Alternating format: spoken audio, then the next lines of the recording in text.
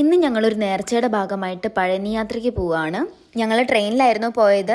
അച്ഛൻ്റെ അമ്മേൻ്റെ പാരൻസ് എല്ലാവരും ഉണ്ടായിരുന്നു. അവർ കോഴിക്കോട് നിന്ന് ഒരു ദിവസം മുന്നേ തന്നെ വീട്ടിലേക്ക് എത്തിയിട്ടുണ്ടായിരുന്നു. എന്നിട്ട് ഞങ്ങളിവിടെ എറണാകുളത്ത് നിന്ന് ട്രെയിൻ കയറുകയാണ് ചെയ്തത്. രാവിലെ തന്നെ പഴനിയിലെത്തി. എന്നിട്ട് ഞങ്ങൾ നിൽക്കുന്ന സ്ഥലത്തേക്ക് പോയി.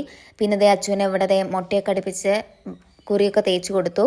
അപ്പോൾ ഇതാണ് ഫാമിലി, എല്ലാവരും എത്തിയിട്ടുണ്ട്. ഇതാണ് ദിൽഷു കേട്ടോ. ദിൽഷ എന്നാണ് പേര്, ഞങ്ങൾ വിളിക്കുന്നത് ദിൽഷു എന്നാണ്.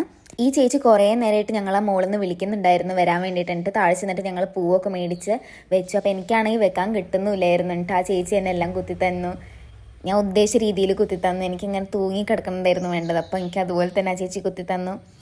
പിന്നെ ഞങ്ങൾ അവിടെ തൊട്ടടുത്തുള്ള ഒരു അമ്പലത്തിൽ കയറി. അതിനുശേഷം ഞങ്ങൾ മുകളിലേക്ക് കയറാൻ തുടങ്ങി.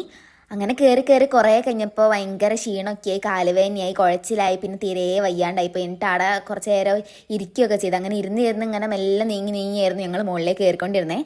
അത് കഴിഞ്ഞ് പ്രാർത്ഥനയൊക്കെ കഴിഞ്ഞിട്ട് ഞങ്ങൾ താഴത്ത് വന്നിട്ട് കുറച്ച് റീൽസൊക്കെ എടുക്കാൻ വിചാരിച്ചു.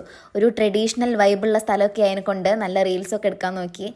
പിന്നെ ഞങ്ങൾ റൂമിലേക്ക് എത്തിയിട്ട് ഡ്രസ്സൊക്കെ ചേഞ്ച് ചെയ്തിട്ട് അതിൻ്റെ തൊട്ടടുത്ത് ഈ പഴനിയിൽ വരുന്ന മിക്കവരും പോകുന്ന ഒരു അമ്പലമുണ്ട്. അതിൻ്റെ തൊട്ടടുത്ത് ഒരു 3 കിലോമീറ്റർ മാറിയിട്ടുള്ള ഒരു അമ്പലമാണ്. അപ്പോൾ അങ്ങോട്ടേ പോയി. അതിൻ്റെ പേര് എനിക്കിപ്പോൾ കിട്ടുന്നില്ല. അത് കഴിഞ്ഞിട്ട് ഞങ്ങൾ നേരെ ഈ പഴനീൻ്റെ തൊട്ടടുത്തുള്ള കടകളിലേക്കൊക്കെ ഒന്ന് കയറി അവിടെ നിന്ന് കുറച്ച് സാധനങ്ങളൊക്കെ മേടിച്ച് നേരെ ഞങ്ങൾ റൂമിലേക്ക് പോയിട്ട് കിടന്നുറങ്ങി.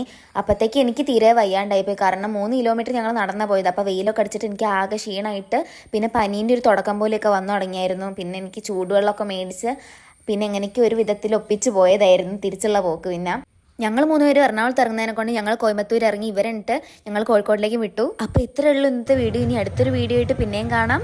അപ്പോൾ താങ്ക്